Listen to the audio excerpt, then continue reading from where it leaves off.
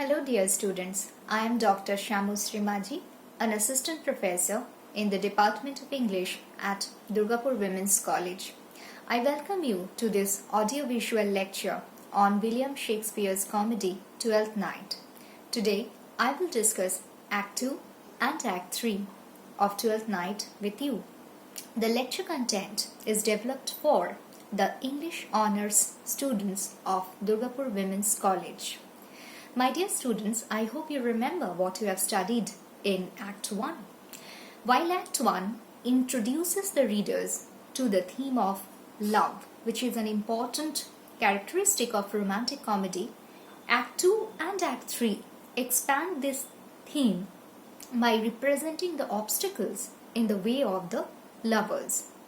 Act 2, Scene 1 introduces us to two new characters, Antonio and Sebastian. Sebastian and Viola are twins.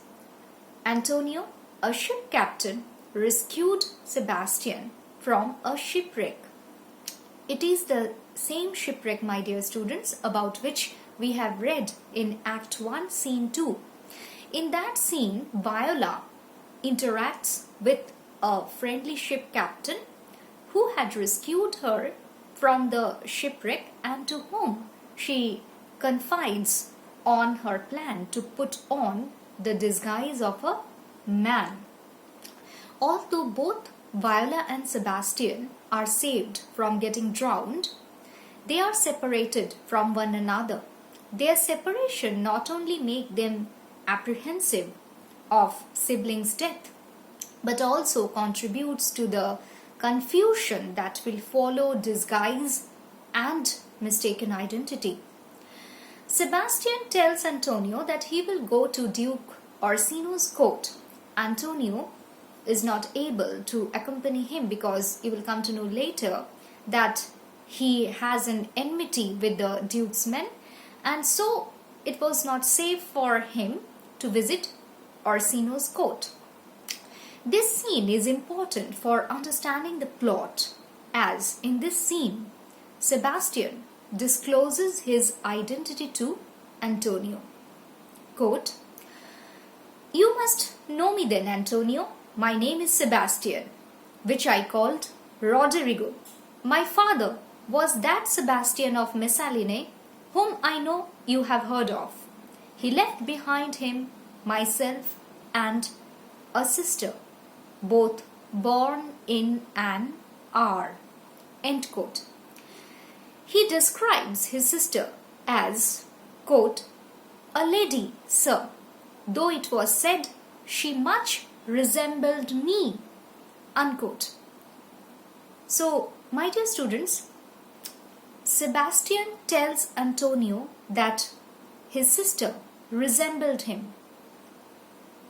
So, when the readers find that there is confusion among the characters regarding who is Cesario, who is Sebastian, who is Viola, the readers don't find it improbable. Why? Because Sebastian has already informed us in Act 2, Scene 1, that his sister, that is Viola, she much resembled me. That is, she much resembled him.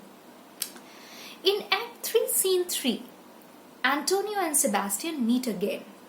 Antonio is full of affection towards young Sebastian, who is interested in visiting the important places in the city of Illyria. Although he refuses to accompany Sebastian, he offers his purse to the young man and tells him that they will meet again at a particular place, maybe an inn called the Elephant. They become active participants in the game of mistaken identity when Sir Andrew Aguecheek attacks Cesario, that is Viola, with a sword. Antonio mistakes her for Sebastian and tries to save Cesario. Unfortunately, he is arrested by the Duke's officers. He is heartbroken when Viola, whom he takes for Sebastian, refuses to recognize him. Viola, on the other hand, is utterly confused when Antonio asks her to give him some money from his purse. Antonio feels dejected. As the officers take him away, he says, quote, "But oh, how vile and idle proves this God! Thou hast, Sebastian, done good feature shame. In nature there is no blemish but the mind. None can be called deformed but the unkind. Virtue is beauty, but the beauteous evil are empty trunks overflourished by the devil." Unquote. My dear students, you can find these thoughtful lines of Antonio in Act 3, Scene 4. So these words of Antonio reflect his pain and Sebastian's ingratitude. To Viola, however, his words are like a ray of hope, and after Antonio is taken away, she remarks, quote, "He named Sebastian, I my brother know, yet living in my glass, even such and so. In favor was my brother, and he went still in this fashion color ornament. For him I imitate. Oh, if it prove, tempests are kind, and salt waves fresh in love." Unquote. My dear students, you can find these lines in Act 3, Scene 4. These are beautiful lines that suggest retrieval of love and the loved ones. So in Act 2 and in Act 3, you can see how the main plot develops as well as how the subplot develops. In the main plot, you can see that the theme of love and the lovers is highlighted. And in the main plot, we can see how Viola, her character, is brought to the focus. So, little bit I would like to discuss Viola's role in Act 1, Act 2 and Act 3. Especially I would like to refer to the second and the third acts of this play. So in the second scene of Act 2, Viola realizes that Olivia has been deceived by her disguise and that she has employed her steward Malvolio to bring back Cesario. Please refer to Act 2, Scene 2, my dear students.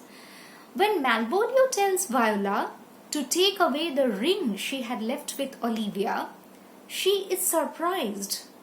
At the same time, she realizes that Olivia uses the ring as a ruse to meet Cesario again. So, my dear students, you can read a little bit from Act 2, Scene 2. Please refer to the text.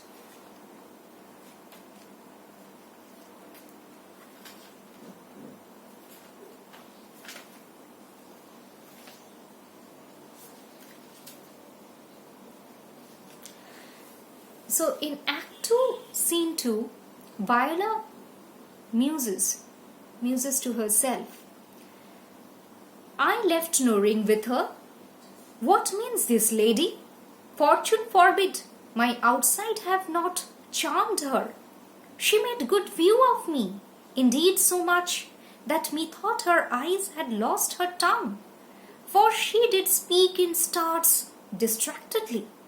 She loves me, sure. The cunning of her passion invites me in this churlish messenger. None of my lord's ring. Why, he sent her none. I am the man, if it be so as 'tis. Poor lady, she were better love a dream. Disguise, I see thou art a wickedness, wherein the pregnant enemy does much. How easy is it for the proper false in women's waxen hearts to set their forms? Alas, our frailty is the cause, not we. For such as we are made of, such we be. How will this fetch? My master loves her dearly, and I, poor monster, fond as much on him, and she, mistaken, seems to dote on me. What will become of this? As I am man, my state is desperate for my master's love. As I am woman, what thriftless sighs shall poor Olivia breathe? O time, thou must untangle this, not I. It is too hard a knot for me to untie. Unquote. My dear students, please mark the last line of Viola's soliloquy. It highlights that mistaken identity is the crux of complication in this play. As I said earlier that the comedies of Shakespeare are dominated by women, here this soliloquy exhibits Viola's discretion, her decision to put on a man's attire represents her practical wisdom. Dear students, you should try to understand the significance of disguise or cross-dressing while you analyze the character of Viola. The disguise of a page boy gives her the opportunity to court the man she loves. It also offers her the freedom of speech enjoyed by the clown in a class-bound society. It also tempts a countess, an aristocrat, to propose love to a page boy who is much lower in social status than her. You can refer to Act 3, Scene 1, where Olivia proposes to hold Viola's hand, and there she tells directly to Viola, that is Cesario, that Olivia loves Cesario. This, my dear student, that Olivia proposing love to a page boy, this is related to the theme of Carnival, which includes the idea of subverting social hierarchies through merrymaking. In this context, the disguise not only inverts the class hierarchy, but also the hierarchy of gender norms, which privileges the heterosexual relationship to the same-sex love. In plain and simple words, Viola rewrites her feminine subjectivity from a shy and muted figure to an eloquent person. Do you remember Cesario's reply to Olivia's query of what the fair youth would have done if he had been in love? Please refer to Act 1, Scene 5 and mark the following lines. Act 1, Scene 5. I will read from it.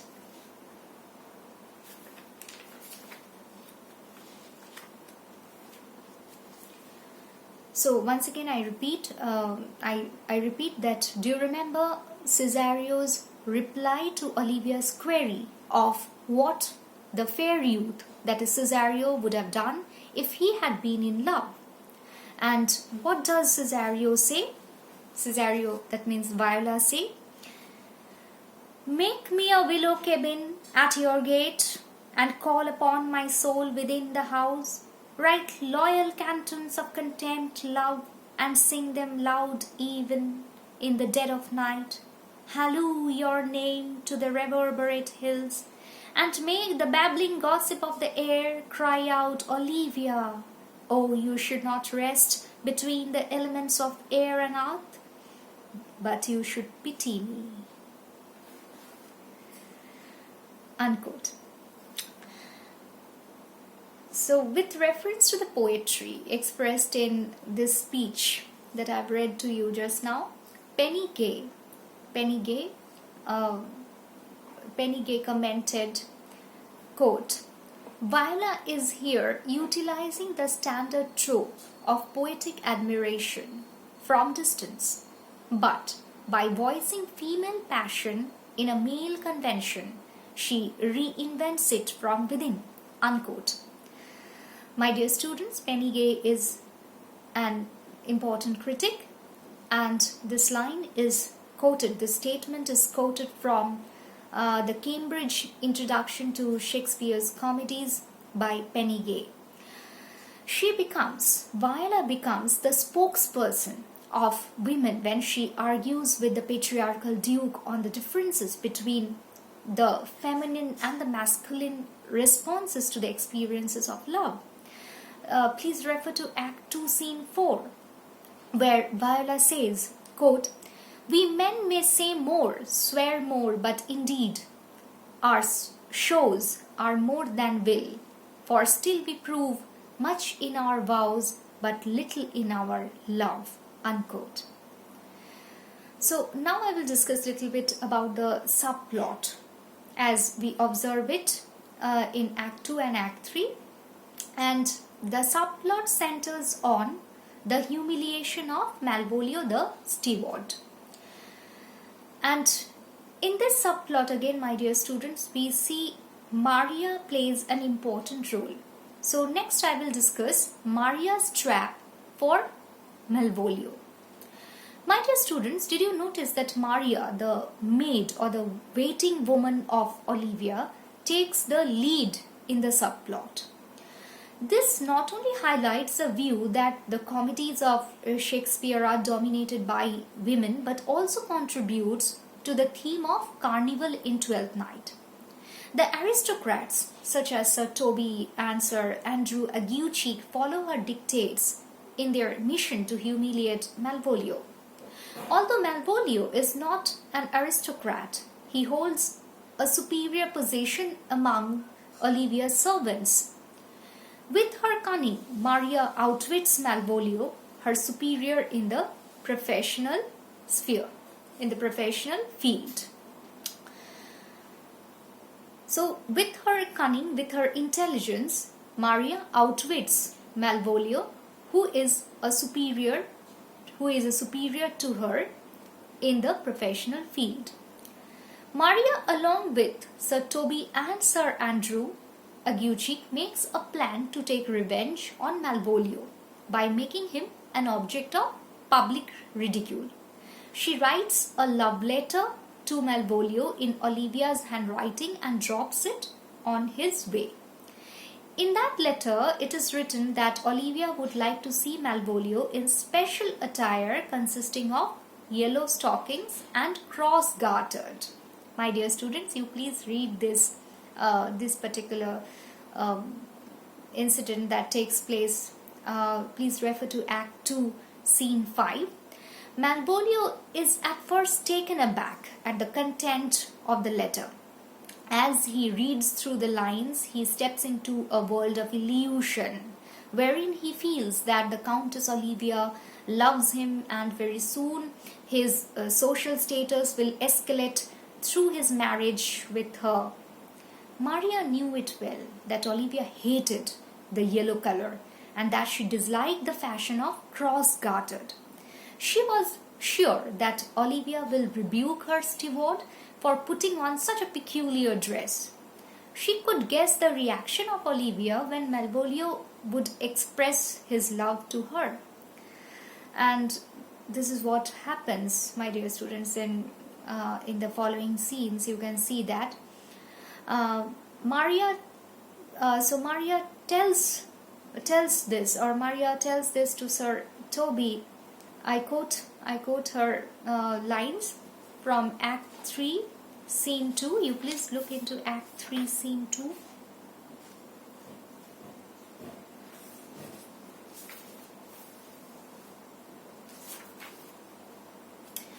So at the end of Act 3, Scene 2, Maria tells Sir Toby, quote, "I know my lady will strike him.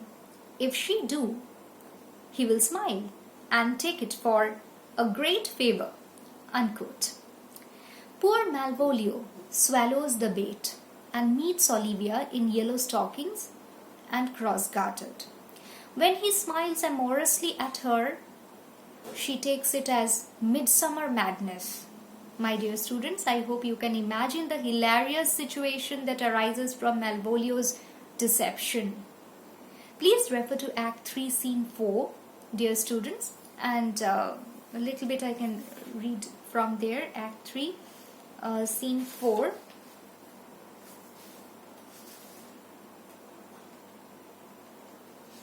So in this scene what happens? Olivia asks Malvolio, "Smilest thou? I sent for thee upon a sad occasion." Malvolio says, "Sad, lady? I could be sad. This but makes some obstruction in the blood, this cross-gartering.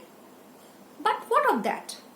If it please the eye of one, it is with me, as the very true sonnet is, please one and please all." Olivia says, "Why, how dost thou, man? What is the matter with thee?" Malvolio replies, "Not black in my mind, though yellow in my legs, it did come to his hands, and commands shall be executed. I think we do know the sweet Roman hand." Olivia asks, "Wilt thou go to bed, Malvolio?" She thinks that Malvolio is feeling sleepy and that's why he is talking all rubbish. Malvolio says, "To bed?" He is elated. "Eh, sweetheart, and I will come to thee." And Olivia says, "God comfort thee, why dost thou smile so and kiss thy hand so oft?" Maria says, "How do you, Malvolio?" Malvolio replies, "At your request." He tries to justify his behavior. But what happens is that Olivia finds his behavior to be very peculiar, and she asks Sir Toby to take care of Malvolio. Sir Toby looks upon her order as a suitable opportunity to take charge of Malvolio, and he does so with the intention of harassing him and humiliating him. So that was all for today, my dear students. Thank you for listening to me. Goodbye.